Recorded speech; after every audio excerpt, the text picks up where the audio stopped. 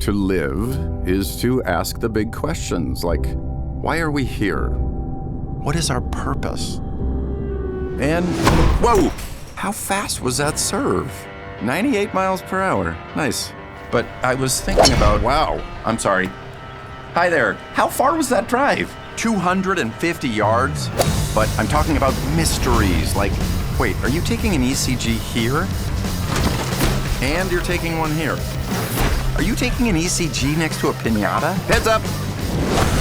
Oh, hi, we're surfing. Wow, that's just impressive. Wait, how many waves you get? 15 waves. Whoa, where are we going now? You look like you've got a question. How far am I going? Wait, who's talking? Hey, where are you going? Am I the only one who just saw that? Is he okay? I'm okay. He's okay. Oh, good morning. How'd you sleep? Why are you checking your blood oxygen level? Oh, that's why. Okay, let's get back to the big questions. Like, are the mysteries of the universe out of reach, or can we discover the answers through the power of meditation? Oh, come on now. You know you're levitating, right? Sorry, don't mind me. Anyway, there are questions, and it seems like your watch has all the answers, which is cheating.